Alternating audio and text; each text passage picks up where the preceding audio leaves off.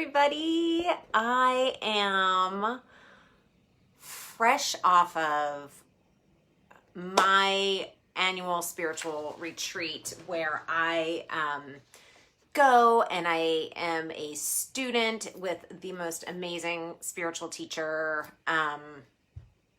ever. In my opinion, and anybody who is a student of hers would likely 100% agree. And I just spent 5 days in my house because it's virtual. The past couple of years have been virtual, and usually it's outside of Chicago. I go and manifesting that next year I will get to go on a plane and go to Chicago and be immersed in the amazing energy of this annual class.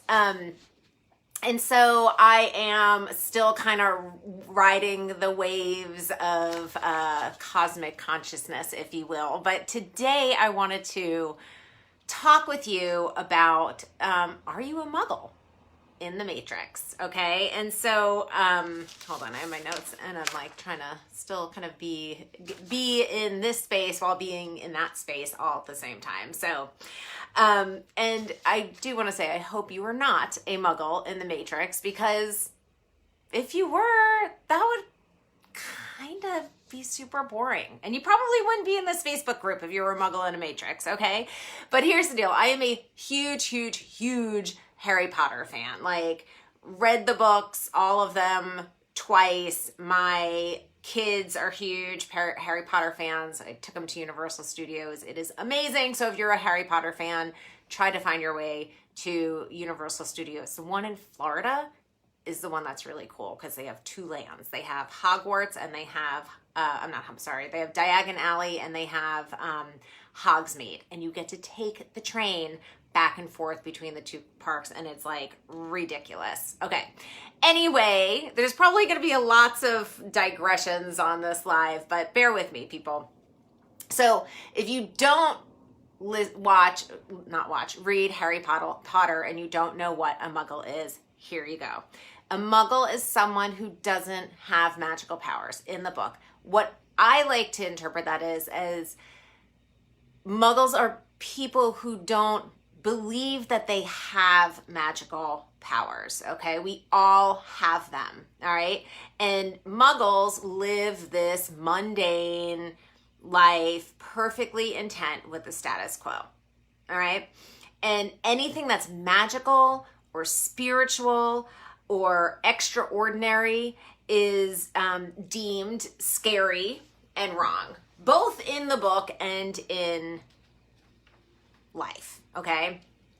The Matrix is one of my all-time favorite movies of the 90s. I remember seeing that movie in the movie theater back in the 90s while I was taking a psychology of film class, which was freaking like amazing and ridiculous and all the things. So it's like people could not go watch a movie with me for like at least a decade after I took this class, because I was like, well, did you understand that meaning of da-da-da-da-da-da-da-da-da? And they're like, we just really want to watch the movie. So, but in the Matrix, a major theme was, what is reality? Okay. And so, is reality waking up, living in a house with a white picket fence, like going to your corporate job, having the 2.3 kids and a dog, and just, living this almost like robotic life, like this conditioned life that we are all told that we have to live by our family and by our society. It's like you do the things, right? You start school and you go to kindergarten and you go to high school and you potentially go to college, then you get the job and then you get married, and you're following this script that was created by other humans and not really diving deeper into what we have been conditioned to do in our society. Okay. And so this is what this topic is. Like, are you a muggle in this matrix, right? Just having no awareness. I don't want to say no awareness, but like, definitely like, not having that consciousness to go, wait a second, is there something more, to this life that I'm living? Like, why am I living this life? Like, why am I here doing these things, right? And so the more that we explore our inner world, the more magical we become. We become our own, like Harry Potter or Hermione or Luna Lovegood or whoever your favorite character is, or Keanu Reeves. I can't remember. What was his name? Does anybody remember what his name was in The Matrix? It was something pretty cool. Anyway, but the more that we question our reality and our status quo and what is imposed on us by our, again, like our society and our family, the more that we get to decondition ourselves from what we were taught. Okay. And I'm not saying that all the stuff that we were taught was bad. I'm not saying that at all, because there's certainly, great stuff that we have learned. And there's been, it's like, we're a species. Thanks, Tiffany. I knew it was something like that. Neo. I couldn't think of what it was for the life of me. And I was like, I feel like it's something short.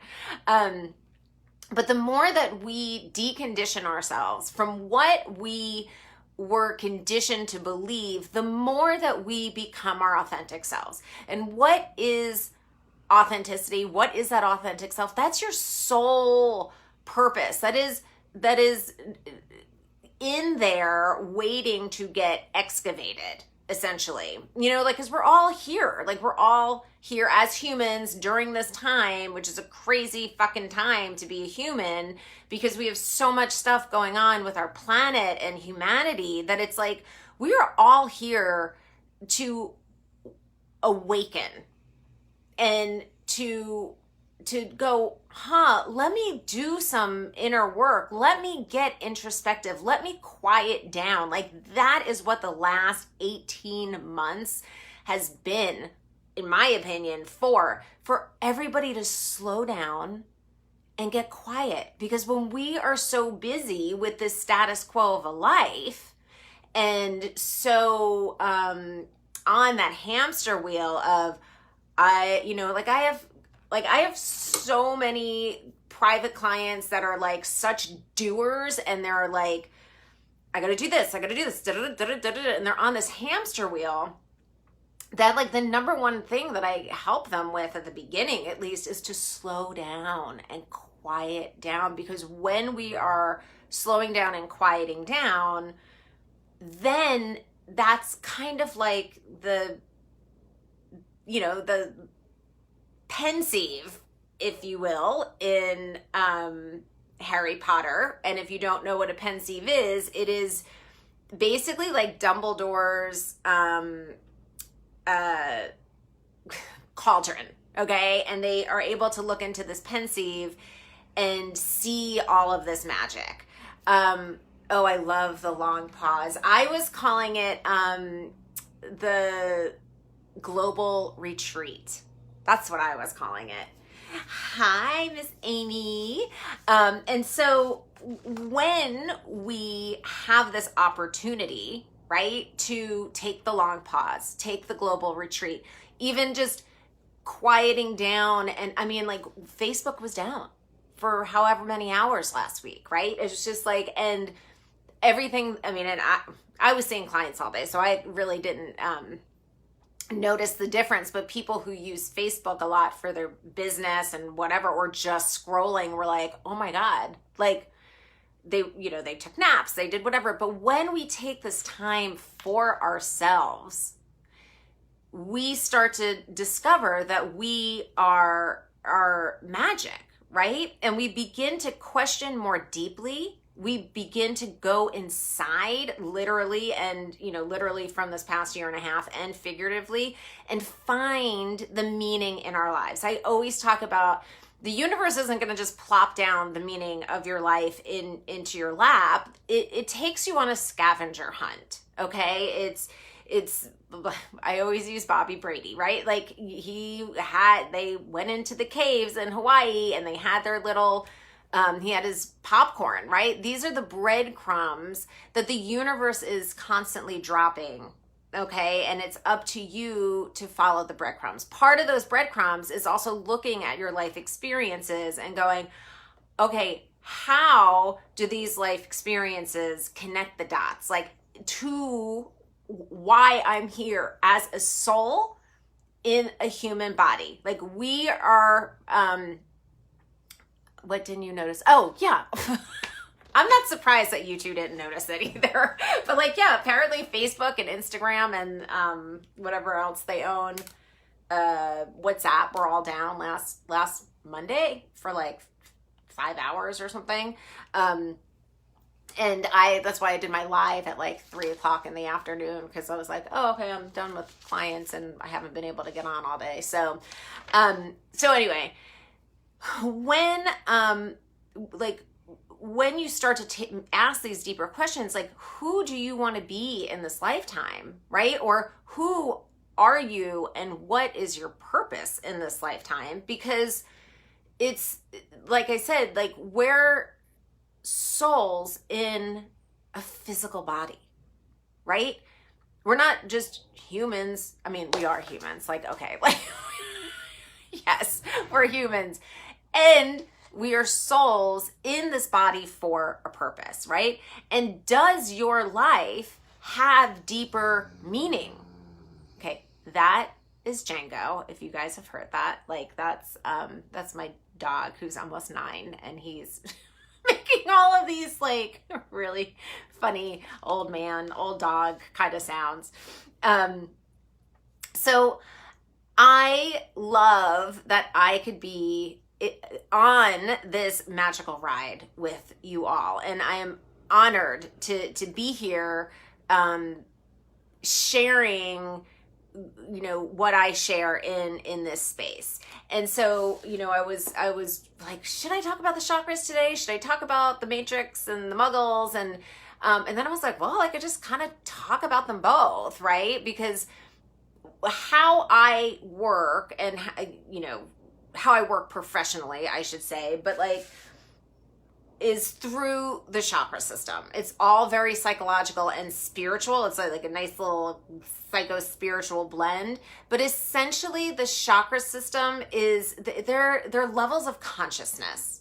And like I said earlier, the human body, like, yeah, we're souls in the human body.